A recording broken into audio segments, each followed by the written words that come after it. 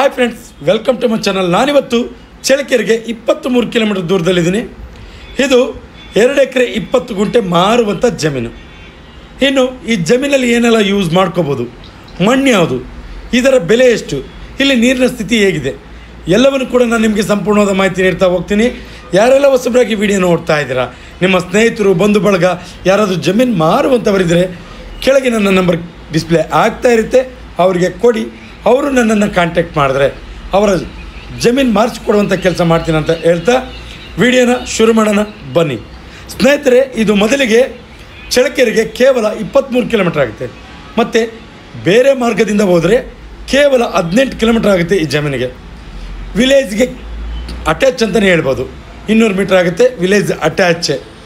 ಇನ್ನು ಬೆಂಗಳೂರಿಗೆ 218 ಕಿಲೋಮೀಟರ್ ಆಗುತ್ತೆ, 220 ಕಿಲೋಮೀಟ್ರ್ ಒಂದು ಭಾಗದಲ್ಲಿ. ಇನ್ನು ಈ ಜಮೀನು ಚಳ್ಳಕೆರೆಯಿಂದ ಕಲ್ಯಾಣದುರ್ಗಕ್ಕೆ ಹೋಗುವ ಮಾರ್ಗದಲ್ಲಿ ಬರುವಂಥ 2 ಎಕರೆ 20 ಗುಂಟೆ ವಿಲೇಜ್ ಅಟ್ಯಾಚ್ ಇರುವಂಥ ಜಮೀನು. ಸುತ್ತಲೂ ಕೂಡ ಅಗ್ರಿಕಲ್ಚರ್ ಲ್ಯಾಂಡ್ಸ್. ಮೊದಲನೆಯದಾಗಿ ಇಲ್ಲಿ ನಾನು ಮಣ್ಣಿನ ವಿಚಾರಕ್ಕೆ ಬರ್ತೀನಿ. ಪ್ಯೂರ್ ರೆಡ್ ಸಾಯಿಲ್ ಮಣ್ಣು ಮಾತ್ರ ತುಂಬ ಚೆನ್ನಾಗಿದೆ. ಈ ಭಾಗದಲ್ಲಿ ಎಲ್ಲವೂ ಕೂಡ ರೆಡ್ ಸಾಯಿಲ್. ಪಕ್ಕದಲ್ಲಿ ನಿಮಗೆ ಉಳುಮೆ ಮಾಡಿದ್ದಾರೆ, ಇದು ಉಳುಮೆ ಮಾಡಿಲ್ಲ. ಜೊತೆಗೆ ಸುತ್ತಲೂ ಕೂಡ ಅಗ್ರಿಕಲ್ಚರ್ ಲ್ಯಾಂಡ್ ಮಾಡ್ಕೊಂಡಿದ್ದಾರೆ.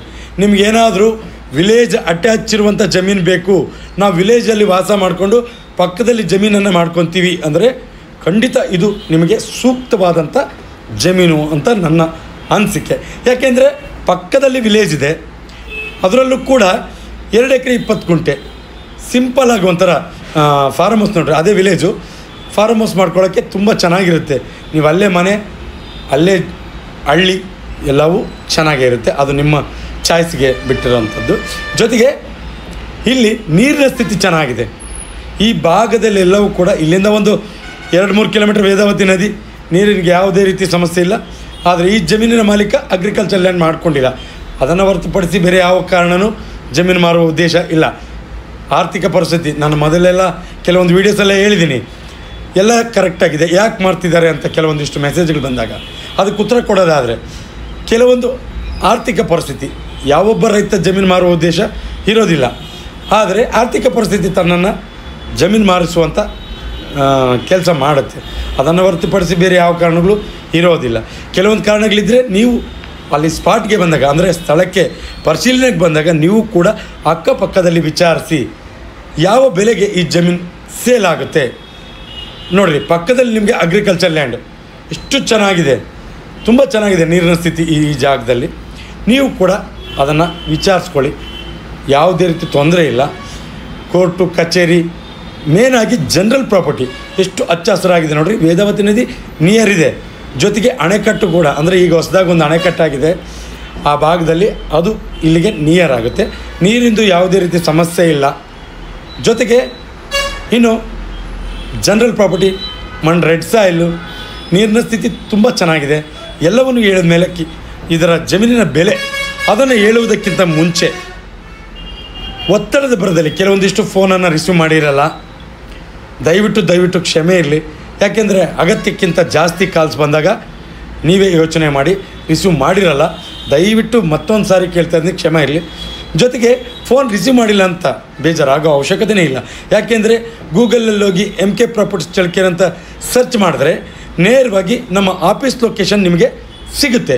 ನೀವು ಆಫೀಸ್ ಹತ್ರ ಬಂದು ನಮ್ಮನ್ನು ಕಾಂಟ್ಯಾಕ್ಟ್ ಮಾಡಿದ್ರೆ ನಿಮಗೆ ಜಮೀನು ತೋರಿಸುವ ಕೆಲಸ ಮಾಡ್ತೀವಿ. ನಿಮಗೂ ಯಾವುದೇ ರೀತಿ ತೊಂದರೆ ಆಗದೇ ರೀತಿ. ಏನು ಈ ಜಮೀನು 1 ಎಕರೆ, ನಾನು ಮತ್ತೆ ಹೇಳ್ತಾ ಇದ್ದೀನಿ ನಿಮಗೆ, ಒಂದು 200 ಮೀಟ್ರ್ ಅಷ್ಟೇ ಜಮೀನಿದೆ. ನೋಡ್ರಿ, ಅಲ್ಲಿ ಶೆಡ್ ಹಾಕ್ಕೊಂಡು ಎಷ್ಟು ನೀಟಾಗಿ ಸಾಗುವಳಿ ಮಾಡ್ಕೊಂಡು ಅಲ್ಲೆಲ್ಲ ಪಕ್ಕದಲ್ಲಿ ಬೆಳೆ ಇಟ್ಟಿದ್ದಾರೆ. ಮಣ್ಣು ತುಂಬ ಚೆನ್ನಾಗಿದೆ. ಇನ್ನು 1 ಎಕರೆಗೆ 10ರಿಂದ 10.5 ಲಕ್ಷ ಅದರ ಮಧ್ಯದಲ್ಲಿ ಆಗುತ್ತೆ. ನಿಮಗೆ ಇಂಟ್ರೆಸ್ಟ್ ಇರೋ ಈ ಕಡೆ ಗಮನ ಹರಿಸ್ಬೋದು. ಮತ್ತೆ ಹೇಳ್ತಾ ಇದ್ದೀನಿ, 1 ಎಕರೆ ನಿಮಗೆ 10ರಿಂದ 10.5 ಲಕ್ಷ ಅದರ ಮಧ್ಯ ಭಾಗದಲ್ಲಿ ಆಗುತ್ತೆ. ಇನ್ನು ಯಾರೆಲ್ಲ ಹೊಸಬರಾಗಿ ವಿಡಿಯೋ ನೋಡ್ತಾ ಇದ್ದೀರಾ, ಸಬ್ಸ್ಕ್ರೈಬ್ ಮಾಡ್ಕೊಂಡು ವಿಡಿಯೋ ನೋಡಿ. ಯಾಕೆಂದರೆ ನಾವು ಪ್ರತಿದಿನ ಜಮೀನಿಗೆ ಸಂಬಂಧಪಟ್ಟ ಮಾಹಿತಿಯನ್ನು ನಾವು ಅಪ್ಲೋಡ್ ಮಾಡ್ತಾ ಇರ್ತೀವಿ. ನೀವು ಸಬ್ಸ್ಕ್ರೈಬ್ ಆಗಿ ನೋಟಿಫಿಕೇಷನ್ ಆನ್ ಮಾಡಿಕೊಂಡ್ರೆ ನೇರವಾಗಿ ನೋಟಿಫಿಕೇಷನ್ ಮುಖಾಂತರ ವಿಡಿಯೋ ಬಂದು ತಲುಪುತ್ತೆ, ನೀವು ವಾಚ್ ಮಾಡ್ಬೋದು. ಜೊತೆಗೆ ಯಾರೆಲ್ಲ ಜಮೀನಿನ ಹುಡುಕಾಟದಲ್ಲಿ ಇರ್ತಾರೆ ಅಂಥವರಿಗೆ ಈ ವಿಡಿಯೋ ಶೇರ್ ಮಾಡ್ಬೋದು, ಅವರಿಗೆ ತುಂಬ ಉಪಯುಕ್ತ ಮಾಹಿತಿ ಆಗುತ್ತೆ ಅನ್ನೋದು ನನ್ನ ಮಾತು. ಎಂದಿನಂತೆ ಇದೇ ರೀತಿ ಮತ್ತೊಂದು ಜಮೀನಲ್ಲಿ ಮುಂದಿನ ವೀಡಿಯೋದಲ್ಲಿ ನಿಮ್ಮ ಮುಂದೆ ಹಾಜರಿರ್ತೀನಿ. ಅಲ್ಲಿವರೆಗೂ ಟೇಕ್ ಕೇರ್, ಬಾಯ್ ಬಾಯ್.